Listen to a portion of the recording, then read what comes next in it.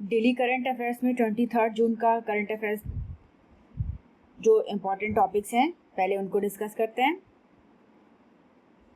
जानकी मंदिर कंस्ट्रक्शन होगा पुनौरा धाम बिहार में। इसके अलावा किजादी एक्सकेवेशन से रिलेटेड एक आज भी इम्पोर्टेंट आर्टिकल निकला है। नेक्स्ट है ऑर्गन ट्रांसप्लांटेशन से रिलेटेड एक न्यूज़ है। फिर उसके बाद राजस्थान गवर्नमेंट का एक कार्यक्रम है जिसका नाम है पढ़ाई विद AI और इसके थ्रू जो है वो स्कूल की जो शिक्षा है उसको और इम्प्रूव करने की कोशिश की जा रही है। और नेक्स्ट एक इम्पॉर्टेंट आर्टिकल है AI news media and copyright concerns. इसके अलावा पेपर 3 को अगर हम बोले तो डिफेंस और सिक्योरिटी में US एयरफोर्स ने ईरान की न्यूक्लियर साइट्स पे अटैक किया है। ईरान की 3 न्यूक्लियर साइट्स को जो है वो JBU-57 और B-2 बॉम्बर्स के द्वारा जो है वो डिस्ट्रॉय कर दिया गया है। इसका नाम दिया गया है ऑपरेशन मिडनाइट हैमर। तो इसके काफ़ी इम्प्लिकेशंस होंगे। अब इसके बाद ईरान ने भी बोला है कि हम जो है वो अटैक करेंगे US एस्टेब्लिशमेंट्स के ऊपर। नेक्स्ट अगर हम देख लें तो INS तमाल की कमीशनिंग होगी इंडियन नेवी में। और इसके अलावा ईरान और इज़राइल का जो कॉन्फ्लिक्ट चल रहा है इसका एनर्जी सेक्टर के इंपोर्ट पे क्या असर पड़ेगा उससे रिलेटेड टॉपिक है। इसके अलावा अगर हम देख लें तो एयर इंडिया क्रैश में कंपनसेशन को लेके एक आर्टिकल निकला है कि जो इंडिविजुअल्स हैं उनको कैसे जो है वो कंपनसेशन गवर्नमेंट के द्वारा मिलेगा और इसके पीछे कौन सा कन्वेंशन है, मॉन्ट्रियल कन्वेंशन के थ्रू ये डिसाइड होता है। कबीनी रिजर्वायर से रिलेटेड एक न्यूज़ थी तो इसे भी हम डिस्कस करेंगे। फिर नेक्स्ट अगर हम देख लें तो एक साइंस टेक्नोलॉजी में एंटी माइक्रोबियल रेजिस्टेंस को लेके एक आर्टिकल निकला है। उसके अलावा सरिस्का टाइगर रिजर्व की बाउंड्री के रैशनलाइजेशन को लेके प्लान है। तो सबसे पहला जो हमारा टॉपिक है जानकी मंदिर कंस्ट्रक्शन एट पुनौरा धाम। बिहार के मुख्यमंत्री नीतीश कुमार ने डिज़ाइन जो है वो रिवील किया है जानकी मंदिर का और ये सीतामढ़ी में बनेगा और ऐसा विश्वास है, ऐसी मान्यता है कि यही जो है वो माँ सीता का बर्थ प्लेस है और यहाँ पे कंस्ट्रक्शन और रीडेवलपमेंट का काम होगा। और अभी ये चल भी रहा है पुनौरा धाम में 2021 से और अभी इसका पूरा प्लान कैसा मंदिर बनेगा उसका जो डिज़ाइन है वो रिवील कर दिया गया है। और ये जो टेम्पल है इसमें इसको बात कही जा रही है कि इसको रामायण सर्किट से इंटीग्रेट किया जाएगा। रामायण सर्किट में जो भी रामायण में जो भी इम्पोर्टेंट साइट्स थी उनको सबको कनेक्ट करने की बात कही जा रही है। रामायण सर्किट एक कंसेप्ट है जो कि मिनिस्ट्री ऑफ टूरिज़्म के द्वारा जो है डेवलप किया गया है और इसका एम है कनेक्ट करना various locations with the Hindu epic जो रामायण है उसमें जो भी लोकेशंस हैं उनको जोड़ने का काम करना है, इसका एम है। और उसी में जानकी मंदिर का निर्माण भी होगा बिहार के पुनौरा ज़िले में। फिर किजादी आर्कियोलॉजिकल सर्वे ऑफ इंडिया की फाइंडिंग्स थी कि किजादी में जो कि तमिलनाडु में है वहाँ पे एक सिविलाइजेशन के बारे में बात कही गई है कि जो 8th to 5th century BC में हुआ करता था और इसको बताया जा रहा है कि ये इंडस वैली सिविलाइजेशन के इक्वलेंट इम्पॉर्टेंट है और इसके डिस्कवरी को लेके कुछ इशू चल रहा था। तो उसमें जो रिपोर्ट दी थी जिन आर्कियोलॉजिस्ट ने उनका नाम था के अमरनाथ रामकृष्णा, तो उन्हें ट्रांसफ़र कर दिया गया और उसकी वजह से तमिल जो गवर्नमेंट है वो और यूनियन गवर्नमेंट के बीच थोड़े विवाद चल रहे हैं। तो ये साइट हमारे लिए इम्पॉर्टेंट है, किजादी साइट, ये पता होना चाहिए कि तमिलनाडु में है। और अगर हम इस साइट की बात करें तो इसको द्रविड़ियन प्राइड से इसको जोड़ा जा रहा है और इसको कहा जा रहा है कि ये इंडस वैली सिविलाइजेशन टाइप का ये साइट है और इसमें तमिल कल्चर से रिलेटेड कई सारी चीज़ें जो हैं वो हैं। इसमें कई सारे इंस्क्रिप्शंस ऐसे पाए गए हैं जिनमें कि इनका पूरा वर्णन है द्रविड़ स्टाइल और द्रविड़ इंडियन सिविलाइजेशन का।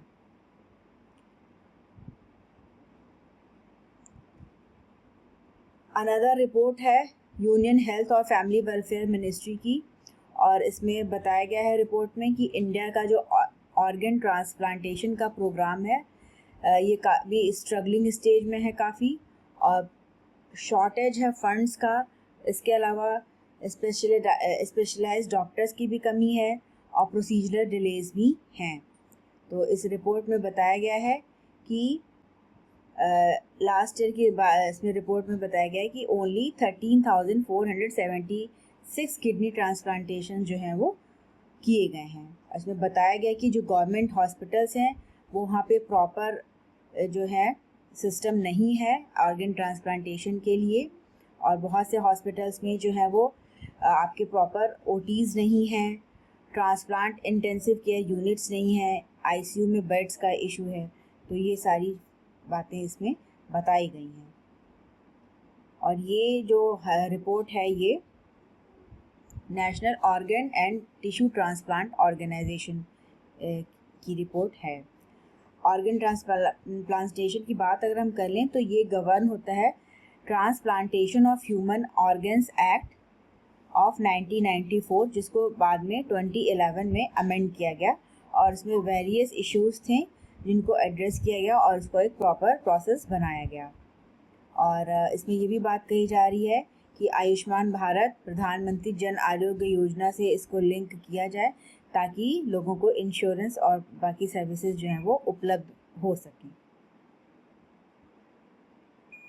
पढ़ाई विद एआई ये इनिशिएटिव है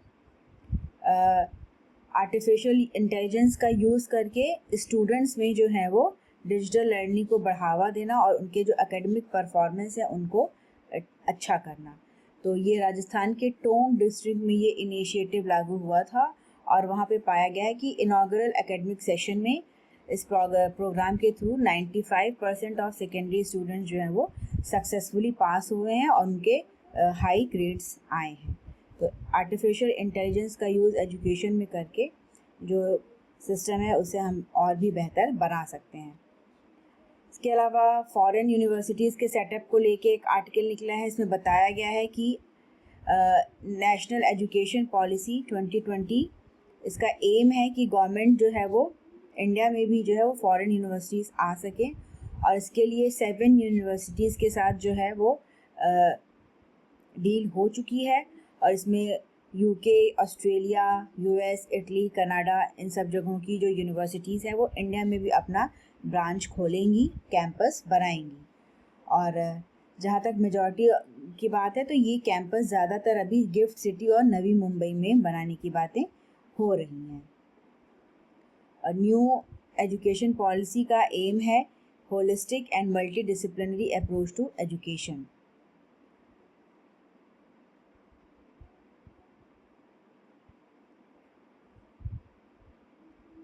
फिर अगर हम नेक्स्ट इम्पॉर्टेंट इशू देख लें तो एआई को लेके और न्यूज़ मीडिया को लेके एक आर्टिकल निकला है जिसमें बताया गया है कि कैसे जो एआई मॉडल्स हैं और ये इंटरनेट कंटेंट को यूज़ करते हैं जो कि न्यूज़ रिपोर्टर्स के द्वारा दिया जाता है।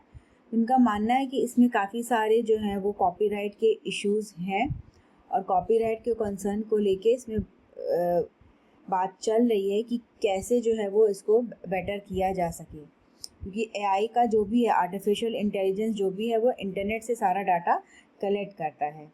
तो माना जा रहा है कि इसकी वजह से जो न्यूज़ है एजेंसीज़ उनको जो है वो कॉपीराइट्स का इशू जो है वो फेस करना पड़ रहा है।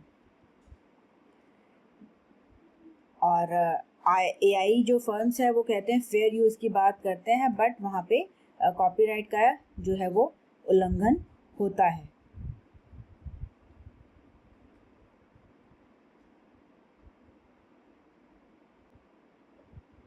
नेक्स्ट इम्पॉर्टेंट न्यूज़ अगर हम देख लें तो यूएस की आर्म फोर्सेस ने ईरानियन न्यूक्लियर साइट पे अटैक किया है और इन अटैक की ये जो अटैक हैं वो वहाँ की 3 मेजर न्यूक्लियर साइट्स पे हुए हैं।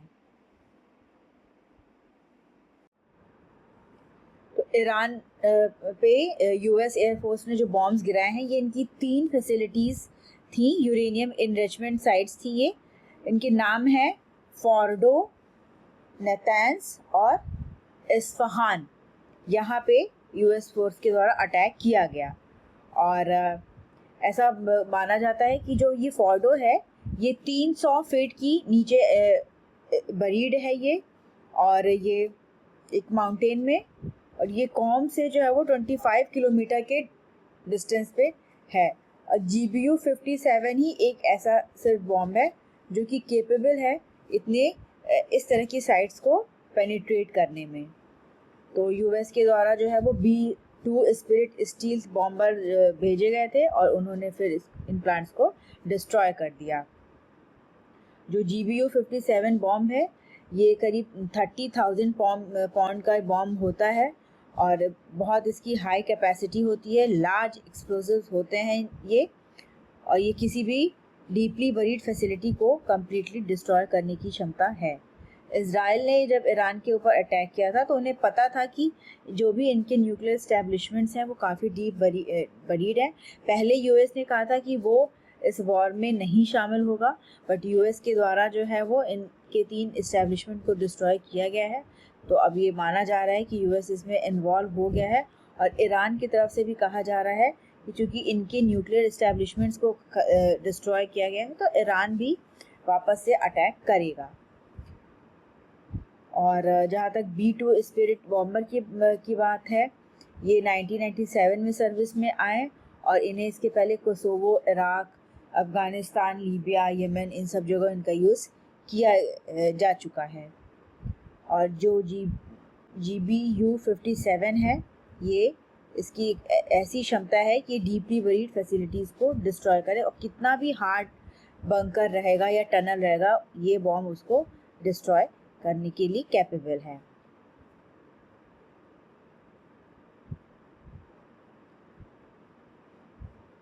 तो जब यूएस ने ईरान के न्यूक्लियर इंस्टॉलेशंस पे अटैक किया है, माना जा रहा है कि शायद इसका कुछ इम्पैक्ट पड़े, खतरा हो सकता है, क्योंकि यूएस के ईरान के पास जो है वो काफ़ी संख्या में हाईली इनरिच्ड यूरेनियम है और इसकी वजह से जो है वो आसपास के एरियाज़ में प्रॉब्लम हो सकती है।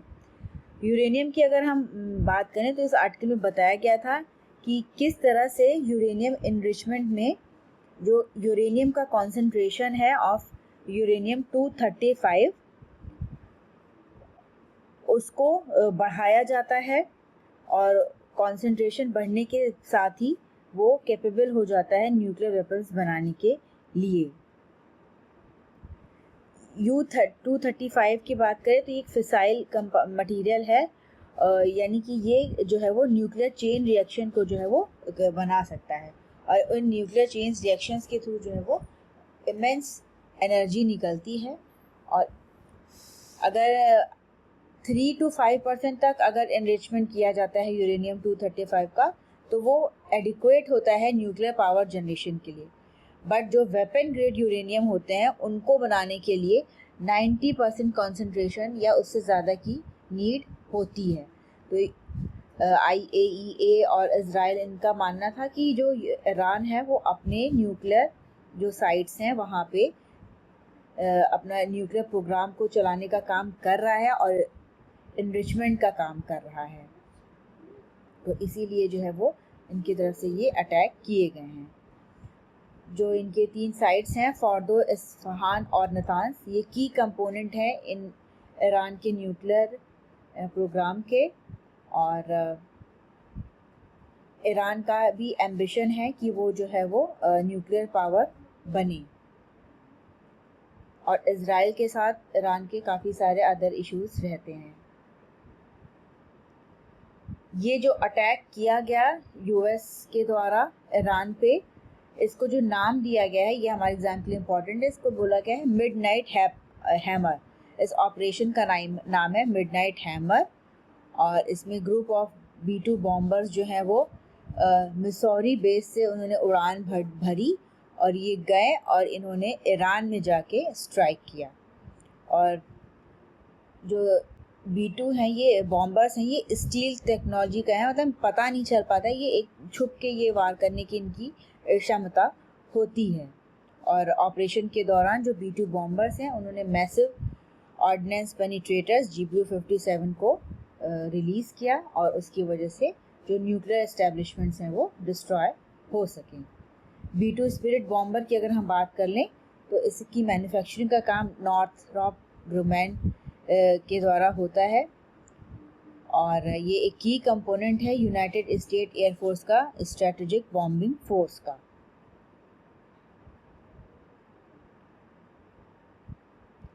और माना जा रहा है कि अब ईरान ने बोला है कि वो स्ट्रेट ऑफ हॉर्मुज़ को कम्प्लीटली बंद करने का सोच रहा है, और इस एरिया के थ्रू जो है वो ऑयल का काफ़ी सारा जो ऑयल है इस रूट के थ्रू ही जो है वो जाता है बाकी अदर कंट्रीज़ में। तो इसको बंद करने के काफ़ी इम्प्लिकेशंस होंगे, ऑयल कॉस्ट बढ़ेगी और ट्रेडिंग में इसका दिक्कत आएगा। इंडिया की बात करें तो इंडिया जो है वो एक मेजर जो है वो ऑयल इम्पोर्टर कंट्री है, तो इंडिया के लिए भी ये एक इकोनॉमिक सिचुएशन ऐसी बनेगी जहाँ पे उसको प्रॉब्लम्स फेस करनी पड़ सकती हैं। नेक्स्ट अगर हम न्यूज़ देख लें तो INS तमाल की कमीशनिंग होगी, इससे रिलेटेड न्यूज़ है।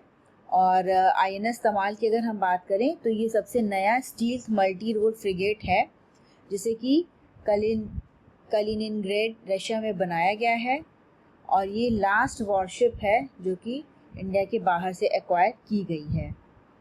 और ये जो फ्रिगेट है INS तमाल, ये 8th है in the Krivak class series inducted from Russia over the past 2 decades, मतलब पिछले 20 सालों में रशिया का ये क्रिवा क्लास का ये एक फ्रिगेट है जिसके इंडिया ने परचेज किया है रशिया से। INS तमाल की अगर हम बात कर लें तो इसमें इंडियन भी पार्ट्स लगे हुए हैं और काफ़ी सारे पार्ट्स इसके इंपोर्ट किए गए हैं, और इनका कंस्ट्रक्शन जो है वो कलिनिनग्राड में हुआ है। और इंडिया का जो आत्मनिर्भर भारत और मेक इन इंडिया इनिशिएटिव है, इसका एम है कि डोमेस्टिक डिफेंस प्रोडक्शन को बढ़ाना, और इंडिया में जो इंडिजिनस कंपोनेंट्स इसके काफ़ी बने हैं, अराउंड 26% जो इसके कंपोनेंट्स हैं वो इंडिया में बने हैं। INS तमाल एक 125 मीटर लॉन्ग और 3900 टन का वॉरशिप होता है जो कि एडवांस इंडियन और रशियन टेक्नोलॉजीज़ के द्वारा इसका कंस्ट्रक्शन हुआ है।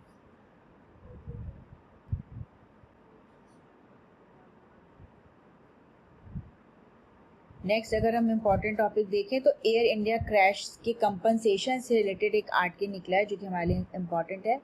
एयर इंडिया ड्रीम लाइनर जून 12 को क्रैश किया था। अहमदाबाद पोर्ट से इसने उड़ान भरी थी और उड़ान के 2 मिनट के भीतर ही ये क्रैश हो गया था, जिसमें 240 से ज़्यादा जो पैसेंजर्स थे उनकी मृत्यु हुई और उनको कंपनसेशन देने की बात कही गई है। गवर्नमेंट के द्वारा भी अनाउंस किया गया और एयर इंडिया के द्वारा भी अनाउंस किया गया है कि वो कंपनसेशन प्रोवाइड करेंगे जो डिसीज़्ड हैं उनके फैमिलीज़ को।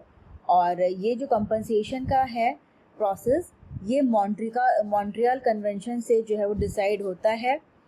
और मॉन्ट्रियल कन्वेंशन की बात कर लें तो ये एक मल्टीलेटरल ट्रीटी है जो कि अडॉप्ट की गई थी by a diplomatic conference in 1999, और इसने अमेंड किया था वार्सो कन्वेंशन सिस्टम को of liability for international carriage of passengers, baggage and cargo.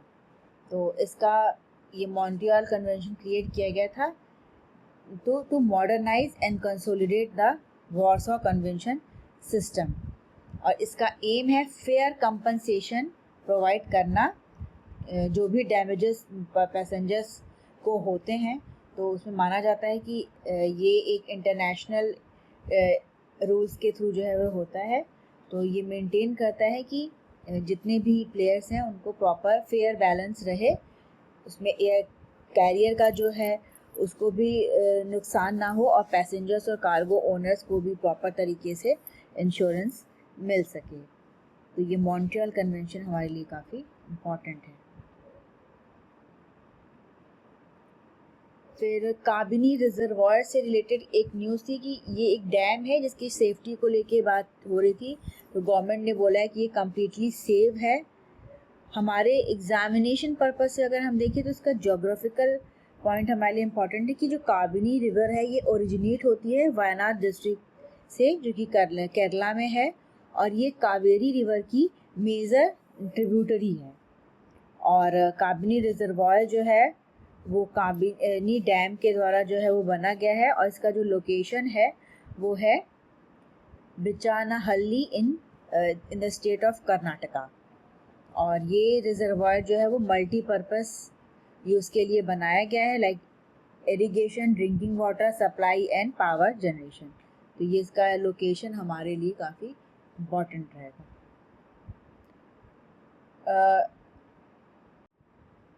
Next important topic एक एंटी माइक्रोबियल रेजिस्टेंस से रिलेटेड है, और एक रिपोर्ट आई है उसमें बताया गया है कि एंटीबायोटिक्स का यूज़ जो है वो एनिमल हस्बेंड्री में काफ़ी ज़्यादा है। और इसमें बताया गया है कि half of global antibiotic uses जो है वो एनिमल हस्बेंड्री में किया जाता है। एस्टिमेट बताया गया है कि ये जो यूज़ है ये 2 लाख टन्स तक बढ़ जाएगा 2030 तक।